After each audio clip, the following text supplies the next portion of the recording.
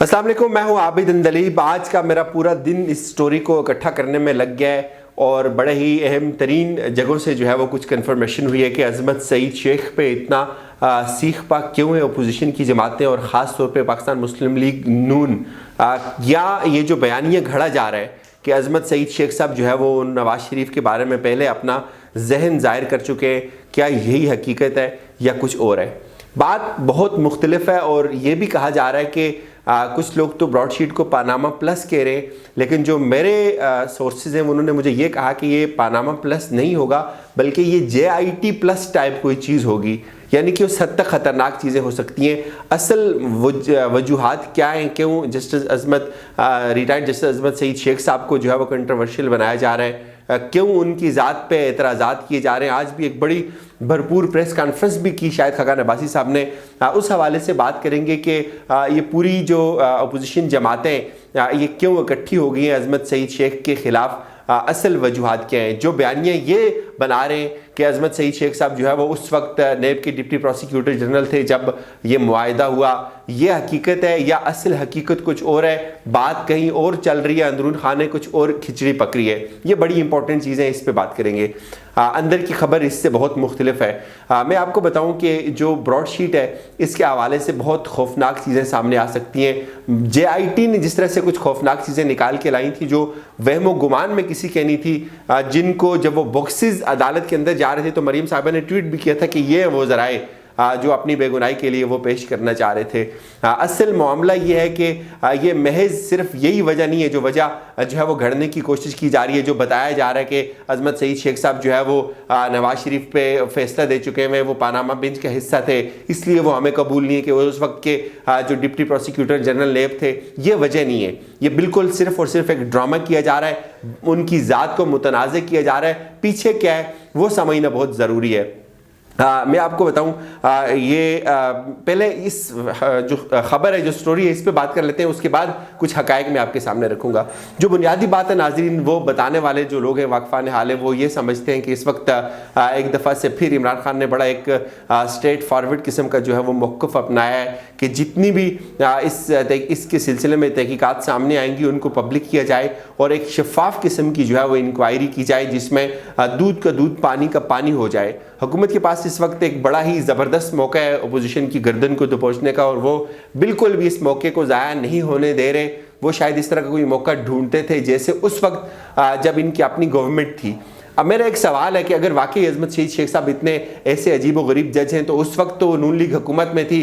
جیسے اس وقت موجودہ حکومت کو جسٹس قاضی فائز عیسیٰ صاحب سے مسئلہ ہے تو اس وقت ان کو بھی ان سے مسئلہ ہوتا، ان کے خلاف وہ ریفرنس دائر کر دیتے، لیکن اس وقت تو انہوں نے کوئی ایسی بات نہیں کی۔ اب جب وہ اس بینچ کے حصہ تھے تو ظاہر ہے ایک بینچ کا حصہ ہوتا ہے اگر کوئی جج تو اس نے کوئی نہ کوئی فیصلہ تو کرنا ہوتا ہے، اس نے یا نواز شریف کے حق میں کرنا ہے یا نواز شریف کے خلاف کرنا ہے، اس کا مائنڈ تو وہاں سے سامنے آنا ہے۔ اب یہ کیا بات ہوگی کہ بھائی انہوں نے فیصلہ نواز شریف کے خلاف دیا تھا، وہ پاناما بینچ کا حصہ تھے، اس لیے وہ براڈ شیٹ کی جو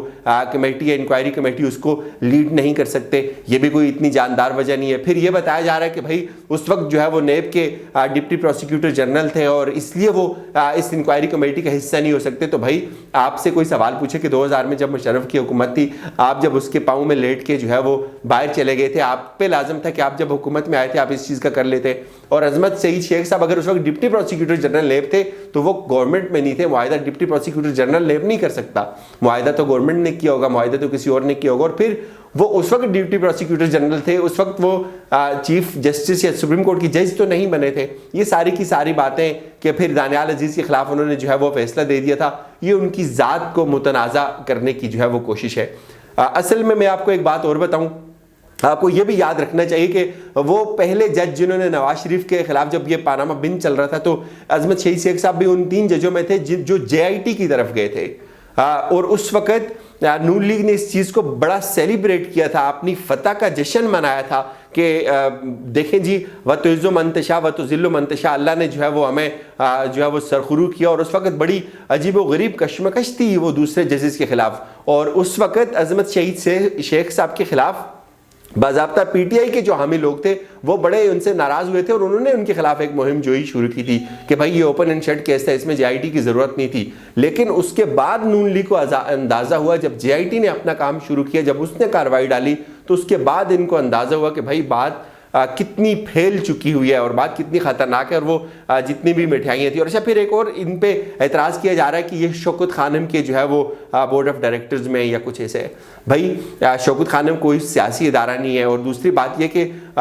शौकत खानम का के बोर्ड ऑफ डायरेक्टर में होने का इस चीज़ से क्या ताल्लुक़ है, ये यहाँ से इनकी जो है वो मेंटेलिटी ज़ाहिर होती है। असल वजूहात पे आते हैं कि असल वजूहात क्या हैं, क्यों नून लीग के पैरों से ज़मीन खिसक रही है, क्यों नवाज शरीफ को मसला है, क्यों बिलावल को मसला है, क्यों जरदारी को मसला है। जो लोग सुनते हैं जानते हैं वो ये जानते हैं कि इस वक्त हुकूमत के पास एक बड़ा प्लस पॉइंट है, बड़ा एक उनके पास एक आइडियल मौका है कि एक दोबारा से एक तहकीकात की जाए और बहुत सारी चीज़ें इन्वेस्टिगेशन के ज़रिए सामने आ सकती हैं। जैसे जेआईटी ने सबको हैरान कर दिया था, सबको चौंका के रख दिया था, उसी तरह की एक जेआईटी या उस जेआईटी नुमा कोई ऐसी चीज़ बन सकती है, कोई ऐसी चीज़ सामने आ सकती है जिसकी रोशनी में बहुत ज़्यादा इंकिशाफात हो सकते हैं। तो असल में नून लीग को ये मसला है कि ये जो कमेटी बन गई जस्टिस अजमत शहीद शेख का, आपको पता है कि वो बड़े एक डिफरेंट नौयत के जज हैं। उनके जो लोग कोर्ट में उनसे वाकिफ़ हैं, जो उनके केसेस को जिन लोगों ने अटेंड किया हुआ है वो उनसे बहुत अच्छे तरीके से आगाह हैं, और नून लीग को भी इस बात का पता है कि वो उस बेंच के हिस्सा थे, तो वो बहुत सारी चीज़ें इन लोगों के बारे में बहुत पहले से जानते हैं। अगर वो इस कमेटी के सरबराह बन जाते हैं तो इनकी दौड़ें लग जाएंगी, इनके पाँव से ज़मीन निकल जाएगी, इनकी बहुत सारी ऐसी प्रॉपर्टीज़ जो अभी तक पाकिस्तान का कोई इदारा अनर्थ नहीं कर सका वो सामने आ सकती हैं। असल जो मुद्दा है, असल जो टेंशन है इनकी हवा निकलने की, इनकी बेबसी की, इनकी बेताबी की, वो ये है कि जेआईटी प्लस बन जाएगी। ये जो ब्रॉडशीट की इंक्वायरी कमेटी है, इसमें ये बहुत ज़्यादा काम कर सकती है, बहुत ज़्यादा इंकिशाफात सामने आ सकते हैं, बहुत ज़्यादा प्रॉपर्टीज सामने आ सकती हैं, बहुत कुछ नया निकल कर सामने आ सकता है। और यही वो बयानी है, यही वो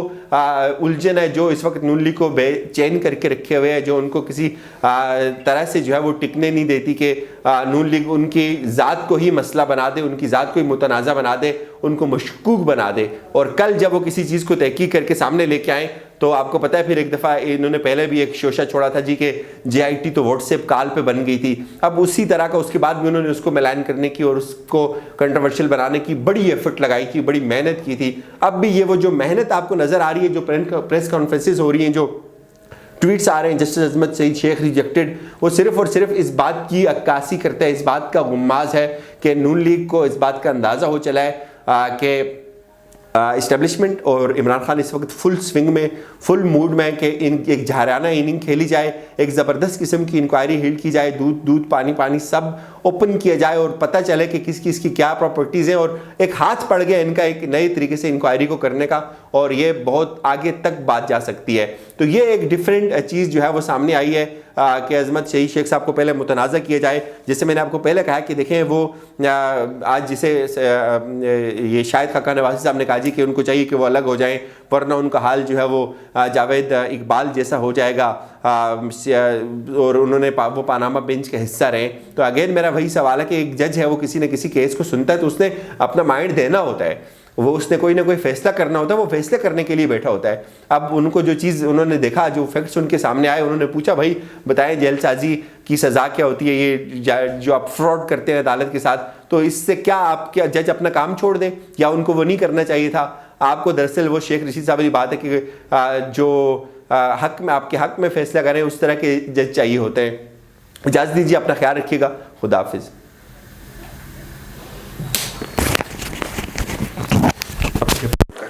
सही हुई आवाज आ रही थी?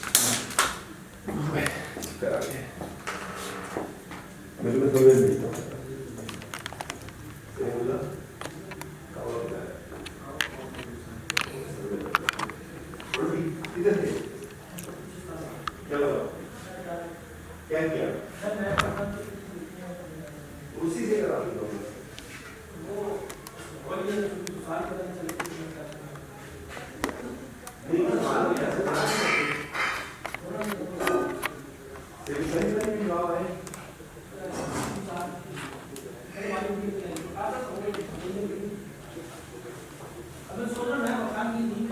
हाँ करो। ये हाँ ये बात हाँ बिल्कुल करो